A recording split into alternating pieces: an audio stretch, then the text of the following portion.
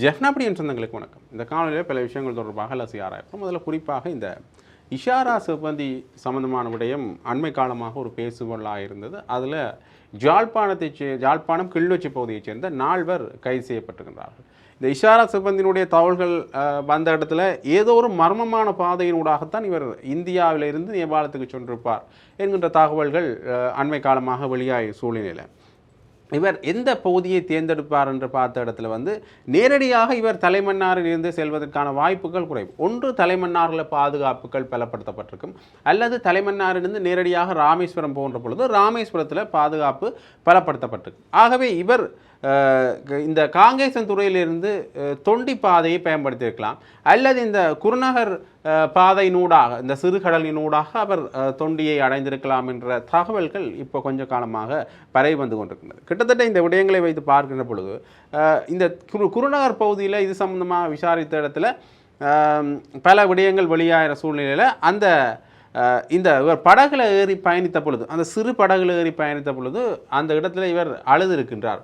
அந்த இடத்தை தாண்டி போக முடியாத ஒரு சூழ்நிலையில் இவர் அழுதிருக்கின்றார் என்ற தகவல்களும் வெளியில் வந்திருக்கின்றன.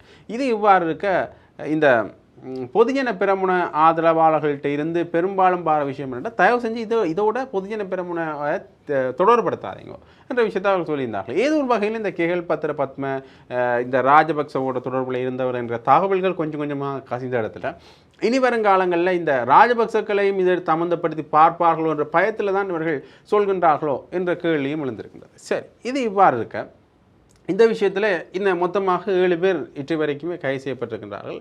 இந்த இஷாரா சிப்பந்தியோட சம்பந்தப்பட்டவர்கள் என்ற அடிப்படையில் நேரடியாகவே அவர் சொல்லியிருந்தால் கெகல் பத்திர பத்மேண்டிருந்து நட்புறவு காரணமாகத்தான் அவர் இந்த விஷயத்தை தான் செஞ்சவர்னு சொல்லியிருக்கார். இதற்கு எந்த பணமும் வாங்கலை என்று. ஆனால் கெகல் பத்திர பத்மே நேபாளத்தில் இருக்கின்ற பொழுது பல விஷயங்களில் இவாக்கு உதவி செஞ்சிருக்கிறார். அது மட்டும் இல்லாமல் கெகல் பத்திர பத்மையோட சில குறுங்காணொலிகளை இவா பகிர்ந்திருக்கிறார், அவரும் குறுங்காணொலிகளை பகிர்ந்திருக்கின்றார்கள் என்று அவர்களுடைய தொலைபேசி அழைப்பு சம்பந்தமான சில விஷயங்களும் திரட்டப்பட்டிருக்கின்றன. அதில் இந்த காணொலிகள் முக்கிய ஆதாரங்களாக இருக்குமோ என்ற கேள்வியும் அடுத்ததாக எழுந்திருக்கின்றது. சரி, இந்த காணொலிகள் சம்பந்தப்பட்ட விஷயம் இவ்வாறு இருக்க இஷாரா சிப்பந்தி மிகவும் நுணுக்கமான முறையில் தான் இந்த விஷயத்தை செய்திருக்கிறான்றதுக்கு ஆதாரமாக அவருடைய உறவினர்கள் சில பேர் சொல்லியிருக்கிறார்கள். குறிப்பாக மாமா பேசுகின்ற பொழுது என்ன விஷயத்தை சொல்கிறாருந்தா, அவள் ஒரு படித்த நல்ல பெண்ணுன்னு தான் நாங்கள் நினச்சினாங்க, ஆனால் இந்த அளவுக்கு அவள் வருவான்ட்டு தெரியல. எங்களுக்கு இவா பேசுகின்ற பொழுது தான் உண்மையிலேயே இந்த வெளிநாட்டு பயணம் ஒன்றை மேற்கொள்வதற்காக தான் இவா இங்கே செய்கிறார். கிட்டத்தட்ட மொரீஷியஸுக்கு போகிற ஒரு வகையில் தான் இந்த வெளிநாட்டு பயணம் அமைஞ்சிருந்தது. ஆகவே அந்த ஒரு பயணத்துக்காகத்தான் இவா போகிறா என்ற விடயத்தில் தான் நாங்கள் இருந்தாங்க. ஆனால் இந்த இவ்வளோ விஷயம் நடந்தால் எங்களுக்கு தெரியும். கிட்டத்தட்ட சித்தப்பாவும் அவருடைய சகோதரர் கைதுக்கு பிறகு கூட நிறைய பணப்புழக்கம் இருந்ததான தகவல்களும் வந்திருந்தது என்று அவர் சொல்லியிருந்தார். ஆகவே இந்த விஷயங்களை வைத்து பார்க்கின்ற பொழுது இஷாரா சிப்பந்திக்கு பின்னணியில் இருக்கிற நபர்கள் ஒரு அரசியல் பலம் அல்லது பணபலம் பொருந்திய நபர்களாகத்தான் இருக்கணும் என்று பார்த்தீங்கன்னா, ஒன்று கிளிநொச்சியில் அவாக்கு தங்குமுட வசதி கிடைக்குது, ஜாழ்ப்பாணத்தில் இந்த போக்குவரத்து வசதிகள் செய்யப்படுகின்றன. ஆக ஒரு மாகாணத்திலேருந்து இன்னொரு மாகாணத்துக்கு போகிறதுக்கான ஒரு அரசியல் செல்வாக்கு இருந்திருக்கின்றது.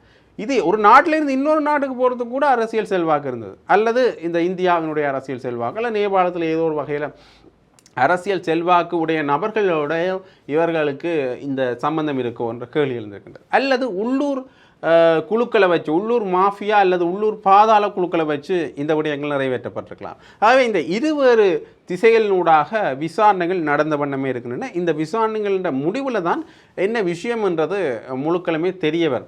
இனிமே இஷாரா சம்பந்தமான துண்டு செய்திகளாகத்தான் வந்து கொண்டிருக்கிறனவே தவிர இந்த இஷாராவினுடைய பாதை இப்படித்தான் வந்தது, இஷாரா இந்த நோக்கத்துக்காகத்தான் செய்தார், இதான் நடந்ததுன்றது ஒரு பிரதானமான விடயங்கள் இன்னுமே வெளியில் வரையில்லை என்று தான் சொல்ல வேண்டும்.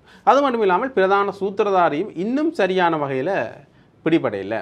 ஏன்னா இதற்கு மேலே இன்னொரு ஆள் இருக்கிறார், அல்லது அரசியல் பிரமுகர்கள்ட்ட அரசியல் பலம் இருக்கலாம் என்ற விஷயங்கள் பேசப்படுகிறது. அண்மையில் கூட அன்புமார் நாயக் அவர்கள் ஒரு பாதுகாப்பு படையினர் என்ற ஒரு நிகழ்வில் கலந்து கொண்டிருந்த பொழுது கூட என்ன விஷயத்தை சொல்லியிருந்தான்னு பார்த்தீங்கன்னா, இந்த பாதாள உலக குழுக்கள் என்று இதை சாதாரணமாக கடந்து விட முடியாது.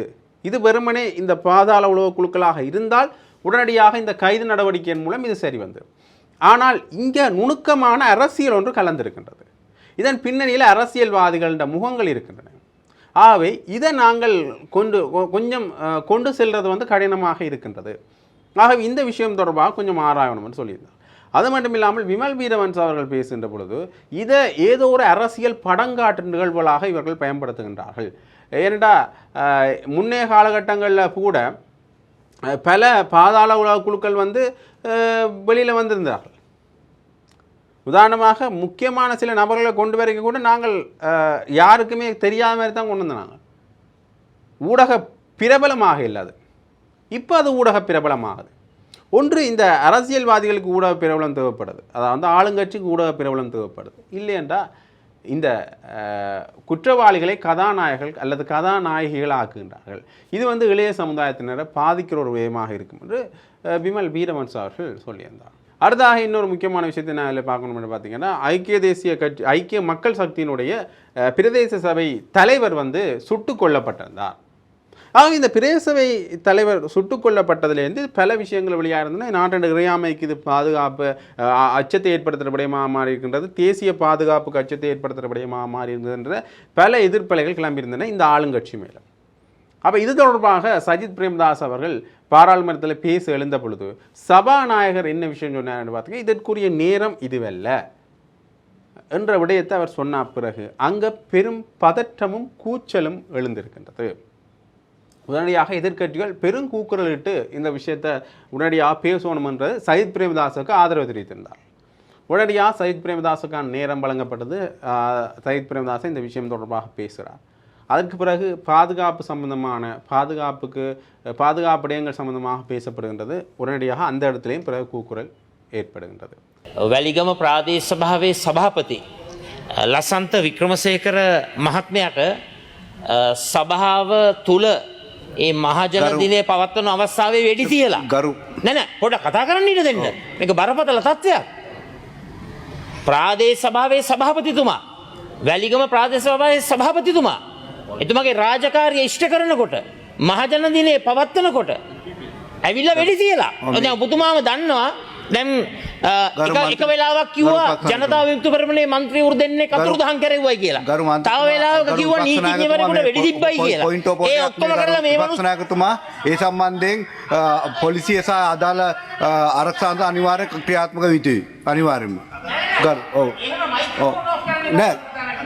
පොයින්ට් ඔෆ් ඔර්ඩර් විපක්ෂ නායකතුමා එක පොයින්ට් ඔෆ් ඔර්ඩර් නෙවෙයිනේ. පොයින්ට් ඔෆ් ඔර්ඩර් නෙවෙයි ගරු විපක්ෂ නායකතුමා. පොයින්ට් ඔෆ් ඔර්ඩර් නෙවෙයි. පොයින්ට් ඔෆ් ඔර්ඩර් නෙවෙයි. පොයින්ට් ඔෆ් ඔර්ඩර් නෙවෙයි. පොයින්ට් ඔෆ් ඔර්ඩර් තියෙන්නේ සභාව පවත්වාගෙන යාම සම්බන්ධයි තමයි. විපක්ෂ නායක ඔබතුමා විපක්ෂ නායකතුමා. විපක්ෂ නායකතුමා.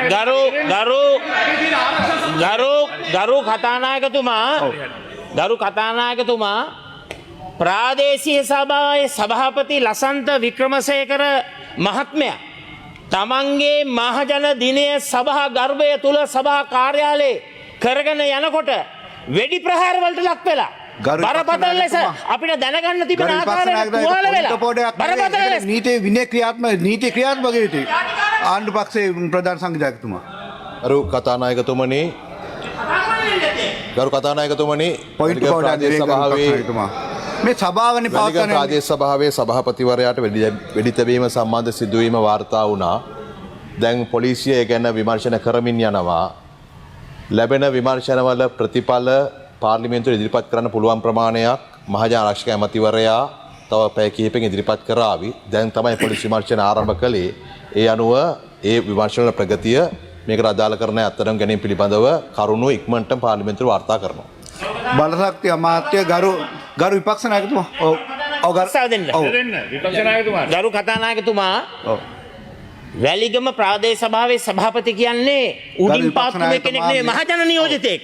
මහජන නියෝජිතයෙක් හැටියට තමන්ගේ මහජන දිනය ප්‍රාදේශ සභාව තුල පවත්වාගෙන යන්නට බැරි නම් මොකද්ද මේ ජාතික ආරක්ෂාවට වෙලා තියෙන්නේ? මොකද්ද ජාතික ආරක්ෂාවට වෙලා තියෙන්නේ? ගරු ඔබතුමාගේ දීර්ඝ ප්‍රශ්නයක් නෙවෙයි. බලශක්ති අමාත්‍ය ගරු කුමාර ජයකොඩි මහතා. ගරු කතානායකතුමනි පාර්ලිමේන්තු විස්ථාර නියෝග 27/2 ප්‍රශ්නය අංක 1 මතම ඔබතුමාගේ පොයින්ට් එක ගල්නගුරුවා ඩීසල් බලාගාර ගණන මම ඔබතුමාට ඊයේ වරත් ප්‍රසාද ප්‍රශ්නයක් දුන්නා. ඔබතුමා ඒ වරප්‍රසාද කමිටුවට දාන්න නැතුව ඔබතුමාම ප්‍රතික්ෂේප කරනවා. කමිටුවේ ප්‍රතික්ෂේප කරන්න ඉන්න පොඩ පොඩ්ඩක් ඉන්න කතා නැගතුමා. වරප්‍රසාද ප්‍රශ්නේ නැත්නම් ඒක ඔබතුමාට දැනුම් දීලා තියෙනවා. බලශක්ති අමාත්‍ය ගරු කුමාර ජයකොඩි මහතා. சரி இது இவ்வாறு இருக்க நலிந்த ஜேஎஸ் அவர்கள் இதற்கு பதிலளிக்கும் முகமாக ஒரு முக்கியமான விஷயத்தை சொல்லியிருக்கார். கட்டாயமாக இதற்கு நாங்கள் ஒரு நல்ல முடிவை தருவோம். விசாரணைகள் தீவிரப்படுத்தப்பட்டிருக்கின்றன. விசாரணைகளில் அரசியல் தலையீடுகள் எதுவும் இல்லை. சரியான முறையில் இந்த விசாரணை போட்டுக்கொண்டிருந்தது. ஆகவே சுட்டுக் கொல்லப்பட்ட நபர் யார் என்ற விடயம் தெரிய வரும். கிட்டத்தட்ட இந்த ஒரு கடிதம் வாங்குவதற்காகத்தான் கடிதம் வாங்குகிற பாணியில் போய்த்தான் இந்த சுட்டுக்கொலை நடந்திருந்தது. உண்மையிலேயே இதற்கான சரியான நடவடிக்கையை நாங்கள் மேற்கொள்ளுவோம். இதன் பின்னணியில் யார் இருந்தார் என்ற விஷயமும் வெளியில் வரும் என்றபடிய பரப்பில் அவர் பேசியிருக்கின்றார். சரி, இது இவ்வாறு இருக்க இந்த மாகாண சபை தேர்தல் சம்பந்தமான விஷயம் ஒரு மிக பிரதானமான பேசுபொருளாக மாறியிருக்கின்றது. அதில் குறிப்பாக இந்த மாகாண சபை தேர்தலில் யாரை முதல்வர் வேட்பாளராக விடுறது என்ற கேள்விகள் பலவாறாக எழுந்திருக்கின்றன. குறிப்பாக இதுக்கு பொறுப்பாக தேசிய மக்கள் சக்தியில் பிமல் ரத்நாயக்க மற்றும் சந்திரசேகரம் அவர்களை பொறுப்பாக விட்டிருக்கிறார்கள். அதில் யாரை விடுவார்கள் என்ற ஒரு அரசியல் வட்டாரங்களின் தகவலின் படி மாநகர சபை உறுப்பினராக இருக்கக்கூடிய ஜாழ் மாநகர சபையினுடைய உறுப்பினராக இருக்கக்கூடிய கபிலன் அவர்களை விடலாம், அதாவது முதல்வர் வேட்பாளராக விடலாம் என்ற தகவல்கள் வெளியாக இருக்கின்றன. கிட்டத்தட்ட அண்மை காலமாகவே இந்த கபிலன் அவர்களுக்கு தேசிய மக்கள் சக்தி கொஞ்சம் முன்னுரிமை கொடுத்து செயல்படுற விதத்தை பார்க்கக்கூடியமாக இருக்குது. ஆகவே இவர் அடுத்த முதல்வர் வேட்பாளராக வருவதற்குரிய சாத்தியக்கூறுகள் இருக்கின்றது என்று அரசியல் வட்டாரங்களில் செய்திகள் அடிபடுகின்றன. அப்போ தமிழர் தரப்பில் இருந்து ஒரு முதல்வர் வேட்பாளராக யார் வரக்கூடும் என்ற இடத்துல ஒன்று தமிழரசு கட்சியினுடைய பதில் பொதுச் செயலாளர் சுமந்திரன் அவர்கள் பேசுகின்ற பொழுது கட்சி என்ன முடிவெடுக்குதோ அதுக்கு நாங்கள் தயாராக இருக்கிறோம். கட்சி என்னை முதல்வர் வேட்பாளராக போடுவதற்கு தீர்மானித்தால் கூட அதற்கு நாங்கள் இணங்குவதற்கு தயாராக இருக்கிறோம். கட்சி என்ன முடிவோ அதான் என்னுடைய முடிவு. கிட்டத்தட்ட இந்த தமிழரசு கட்சியினுடைய சில செயற்பாடுகளை சுமந்திரன் தான் மேற்கொள்கிறார் என்ற விமர்சனம் சுமந்திரன் மேலே முன்வைக்கப்படுகிறது. தன்னிச்சையான ஒரு போக்கு அங்கே இருக்கின்றது. ஆகவே இந்த கட்சியின் முடிவு என்று பார்க்கின்ற பொழுது அது அடுத்த கட்டமாக சுமந்திரனின் முடிவாக இருக்கக்கூடுமோ என்கின்ற கேள்வியும் பலருக்கு எழுந்திருக்கிறது. அது மட்டும் இல்லாமல் இன்னுமே தமிழ் தேசிய மக்கள் முன்னணியினர் தங்களுடைய முதல்வர் வேட்பாளர் சம்பந்தமான விடயப் பொருள்களை இன்னும் வெளியில் விடையில்லை.